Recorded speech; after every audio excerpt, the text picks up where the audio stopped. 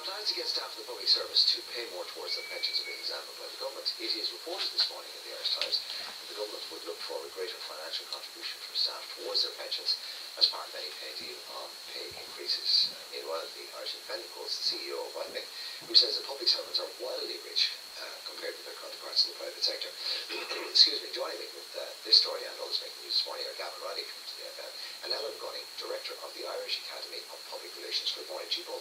And Ellen, I think this one is right up your street because and it's covered in two different ways. You've got Danny McCoy's story on the front page of the Indo, and you've got the Times with I suppose maybe a more considerate view of what's going on here. The Dáil is out. The politicians have gone. Just before they go, they run. Right, now when we come back, this is what we're going to be tackling, so chew on this. So these are the battle lines been drawn, and the initial samples of the PR battle in terms of where we go next following that sort of road. Absolutely, and I love the way what Pascal O'Donoghue has done, as he said, we need to consider this, it needs to be part of the discussions, let's throw it into the mix. He hasn't said what they're planning to do, he said pensions will be an issue, which actually seems quite reasonable. You've Danny McCoy coming out on the other side and he's saying, oh my God, these people are in permanent pensionable secure jobs and they're getting away with murder, they need to contribute much more.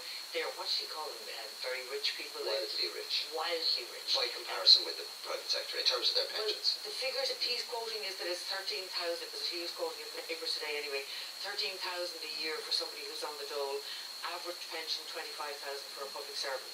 So in fairness, it's a guaranteed pension. They are doing very well. It is going to have to be negotiated in some ways. $1 million a year, $1 million to actually fund that pension. Yeah, and what I think what they're doing is they're saying, look, if there's a gap over the Christmas, let's get both, as you say, get your shiv in first. So I'd like to say, here's what we think is wild, here's what the minister is saying is reasonable. Really it's setting the lines for, it will be a topic for debate in January. That's what it's called in the industry. I think it's an interesting one. I think a lot of people might be spitting out their cornflakes this morning at the idea of Danny McCoy telling them that they're wildly rich, but I think there's a difference between being rich and having a lot of money. And I think there probably is. I mean, a lot of people, anyone who doesn't have a public sector pension will know that they tend to be much better than anyone that in the private sector could ever reasonably expect to get. I think the difference that when you're looking at the pay talks that might be coming up early in the new year, the idea that the government would ask people to contribute more seems to go hand in hand with the idea that they might end up having to bring less money home after the pay talks, which I think would be anathema to the public unions. If they started this clamour for public sector pay talks, only then transpire that the workers actually get less every fortnight, I think that's a non-runner. So the idea that they might have to maybe balance that, or that workers will have to accept a fairly pitiful increase in their actual take-home pay in order to better provide for the pensions that are being set aside, because there is a massive deficit in the public pension fund as it currently is right now. The state is actually burning a hole in its own pockets trying to afford and we pay them out of current earnings, and if we want to do the things that everybody says we want, like better service, etc., they also have to come out of current earnings, and we can't do everything. It is interesting, Danny McCoy has obviously been quoted with saying, oh you're wildly rich, but another one of his quotes in that article, which didn't seem to get the same traction, which is that it would be naive to think that public servants and those who signed up to Lansdowne Road won't get their money back, and that they won't get increases. So he's saying, yes, you will get those, but there's a price to be paid for. So give and take, quid pro quo. And the argument that he makes elsewhere is that what's the point of having a public pay increase? It means the public services that you use end up falling into a bit of disrepair. For example, if you are paid more and you can afford a better car, then what value is your better car if the roads on which you drive begin to fall into a bit of a disrepair? What good is your health insurance or everything else, or your quality of life, if when you go to a hospital it's not able to care for you as well as it used to? And no matter how much money you're earning, you can't afford to pay for it privately anyway. Absolutely. So there has to be a certain balance struck there, which I think is an interesting point, and it's one that I think the government will find a lot of pressure under when they do get to these talks. Well, it is. They're also outlining, interestingly, what their priorities are going to be when they come back in January, February, and well, housing, we all know it's in the news, and it is very important. I think they long-term see that getting this sorted out is possibly more important for the overall health of the country. Alan, let's move on to, we're going to change the order of the stories that I gave you a little earlier. We're going to go to the Apple story, which seems to be getting a lot of traction. We've got the report coming out from the EU justifying why, they found us and Apple guilty. We're saying, no, you misread Irish tax law, because of course they know nothing about that sort of stuff in Europe. What's going on? It's a fascinating argument, and it's one that I think we have to win. And the EU is saying, look, basically what Irish Revenue did was they said, we'll put a sweep deal in place, we'll look after Apple, we want them to be here and have the jobs. What the Irish government is saying is not at all. you boys don't understand how to read Irish tax law. We did everything within the letter of law. I think for a long time the EU has been looking at Ireland. We've attracted a huge amount of American foreign investment into the country. It's provided an awful lot of jobs in the country. From our point of view, I think it makes a huge amount of sense that we want to keep them here, so it's a good thing. The EU says, look, we have to find a way to stop Ireland having the massive advantage. To get our piece of the pie. Exactly.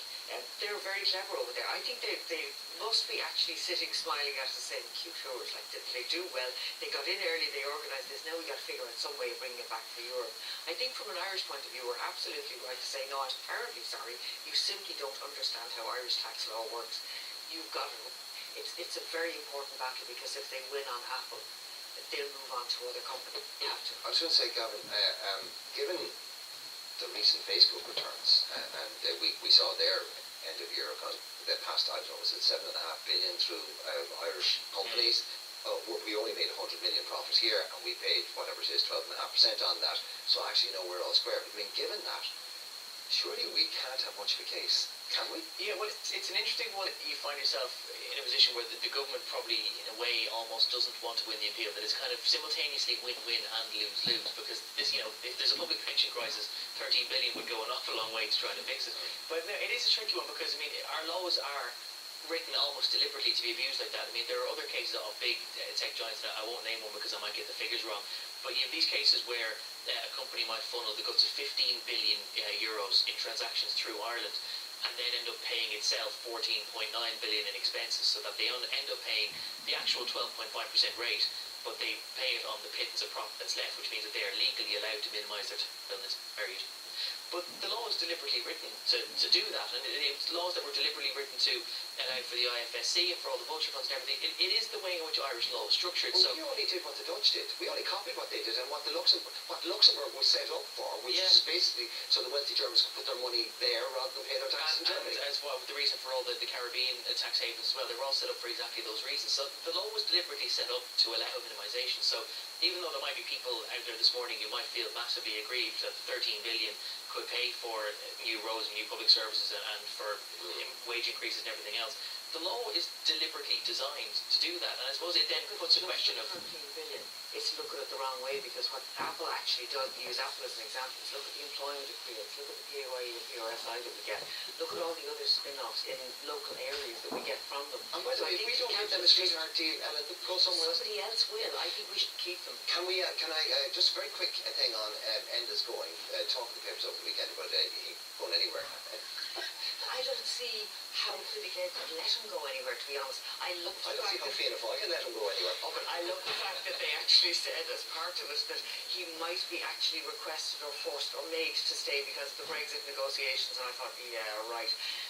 The problem with Enda going is the government does fall in March. Nobody in Fine Gael wants to take over at a time when they're going to run in straight into an election. It simply wouldn't make sense. So I think Enda's there for a while longer, yeah. I think that's the difficulty. We've known for a long time that obviously if it comes down to a straight shootout between Simon Coveney and Leo Varadkar as to who takes over, there won't be enough time. If an election happens at short notice, there actually isn't enough time for Fine Gael to go through a full leadership contest. So what they would probably have is a straw poll among the TDs and senators, and the winner of Varadkar or Coveney would then be allowed to assume it without that. The problem is that they're likely to be split almost perfectly down the middle. There will be no clear winner. And we've always thought that maybe a compromise candidate like Francis Fitzgerald or Pascal Donoghue might emerge in those sorts of circumstances. Could well end up being the case that if you need to bounce into it, that the compromise candidate could be the leader they've already had for 14 years. Which is an interesting idea. Oh, there you go. Mind you, Pascal Donoghue gets a pipe, I get worried. Because remember, George Colley, Charles Pahy, who did we end up with? Jack Lynch. And then we had 1977 and we had rates abolished. And here we are, still eating the doo-doo. Short history of Irish politics. There you go. Let us know your thoughts on any of these topics. You can text Ireland Day followed by your comments. 531 email TV3.ie, Facebook, or tweet us at Ireland Day TV3. Right, let's get our first traffic update. Here is Derek.